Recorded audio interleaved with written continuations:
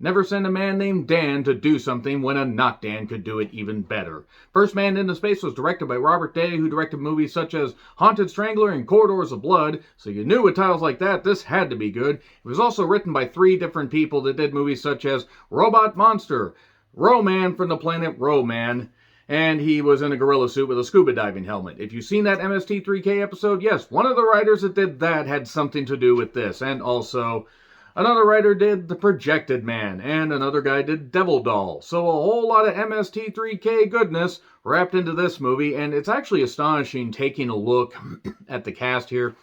Marshall Thompson, Mara Landy, who was in Hounds of the Baskervilles, Bill Edwards, Robert Ayers, and various other character actors. It's actually kind of amazing taking a look at all the Universal movies and all these sci-fi movies from the late 40s into the early to mid 60s and seeing just how many actors were in movies in these same goddamn roles where these things just bled together like they were all in the same goddamn cycle, image redacted because it's too goddamn graphic, but have fun on seeing that. And all these plots were just humans had to be together and just flowed from one to the other and everything like a river and a corridor of shit. And this one wasn't actually that bad.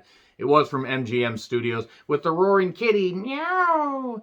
And this involves the first man into space. But since the guy's named Dan, they should have called it First Dan into Space. But I don't think that the people of the late 1950s would have gotten the pun. So there are a couple brothers. Dan is a rogue pilot who doesn't want to play by the rules. He wants to go further into space. But his brother, Charles, he's not in charge, but he thinks he's in charge.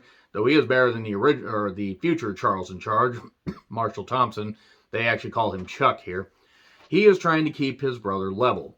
His brother also has, a girlfriend, Tia Mara Landy, who, woo, boy, she certainly, I can definitely see why people cast her in some movies. And obviously, this astronaut has to go into space. Otherwise, it would be pointless for him to be an astronaut. But since he's the first man into space, they actually just call him a pilot. He takes his craft up further and further and further, but then starts to feel weird and feel weightless and everything. And then he just has weird feelings, like he can't control his arms, and oh my god, what's going on? And then he crashes back down to Earth. He damaged the craft, but he's okay. He goes to see his girlfriend, and then the brilliant idea among the various people at this military compound and all these great scientist heads, they decide we're going to send him back up into space because he clearly showed the the mental acumen to be able to do this and follow rules. So yes, Dan will listen this time because he almost fucking died. But no, he doesn't fucking learn that. And then after we get him going further and further and further up into space, because that's how that fucking works, he manages to break it. He manages to get out of Earth's atmosphere, the tippy top of the atmosphere, right there, right out of the crust of the atmosphere.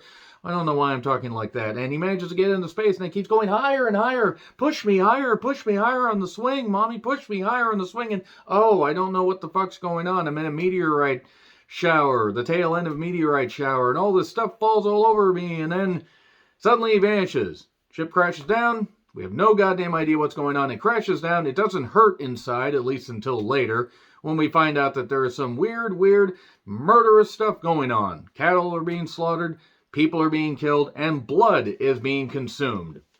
So obviously Dan brought something back with him. This is why you never trust a guy named Dan to go up there. Nothing against people named Dan. I know plenty of good people named Dan. But with a name like that, how could you trust him? Also, with a face like that. Seriously, look at that guy's face. How could you trust him to actually follow the rules? It's a silly late 50s sci-fi movie. This movie came out in 1959 and does actually have, not necessarily A-list star power, but it does have some decent acting. But it's also very typical. This is on HBO Max. It's only like 77 goddamn minutes. So if you dive into it, you are not going to have to take very long to get to the conclusion. And this is pretty atypical. You know, you get the setup, you get a lot of explanation, you finally reveal the monster, and it looks like Dan's just covered in a bunch of pepperoni ground bread. And it's actually kind of hilarious because he's supposed to be covered in this crust and everything. It's like everything fell all over him, so it's a protective layer. But since he's not in space, he can't handle this atmosphere, and he decides to kill people and consume their blood to live. It's like The Incredible Melting Man if the movie had lesser effects but was not as shit. That's the only thing about The Incredible Melting Man that worked, was the special effects. Everything else about it was shit and badly done. So, and after, the space stuff's kind of funny. I mean, he goes up further and further into space. And the production values aren't all that bad. It is atypical of just being on a military compound, getting some, having the heads getting upset at the brother. Well, he's your brother, damn it! You had to have known that this was going to happen. We knew the risks. He knew the risks.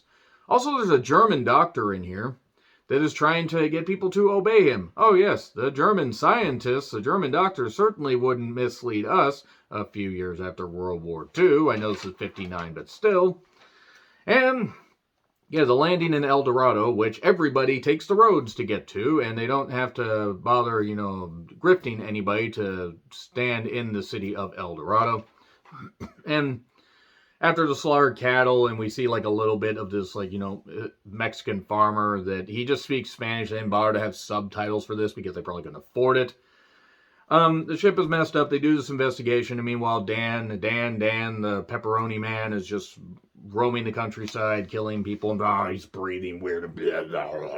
He's doing all this stuff, and it is kind of funny that the sound was like, or the sound design actually wasn't that bad, but there's a sign. It said "Hospital Quiet," which is not a very direct sign. Like, is the hospital supposed to be quiet? Was it built was it built in a quiet chamber? Was it built in a quiet place? Was it built by the people that made the quiet place? Quite impossible, considering I don't think they were alive at this point.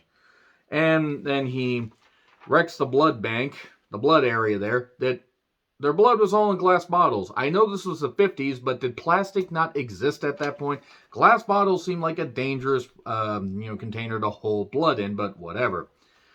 So the nurse gets killed, pretty attractive blonde that was just there to be victim number, 5. I have no goddamn idea how many cattle got killed.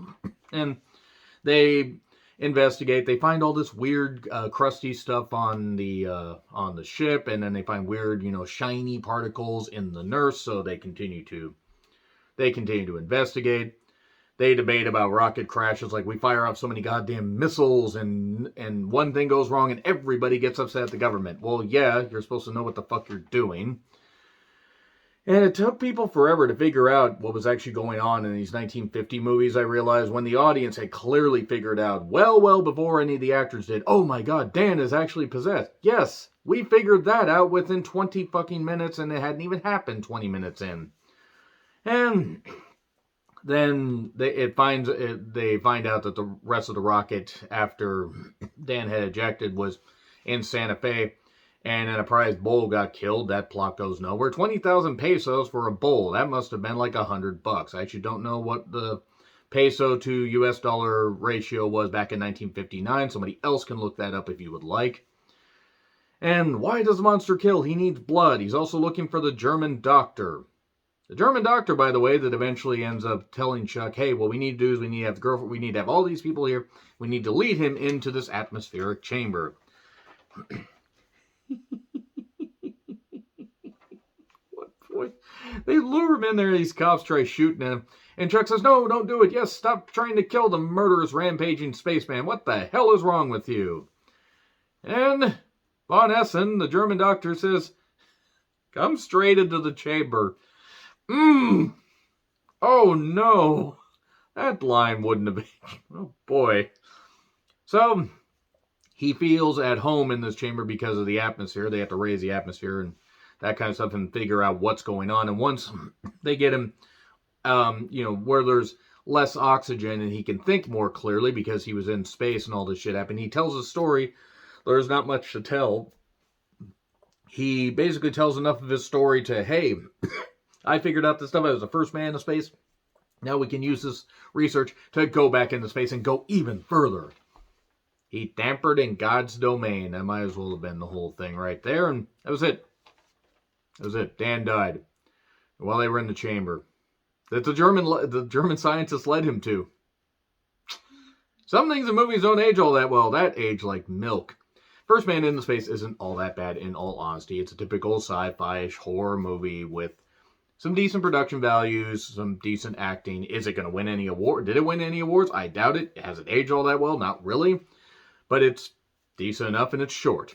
So let me know your thoughts in the comments. Like, share, subscribe, Twitter handle in the description. I'm John Retlin. I'll see you soon.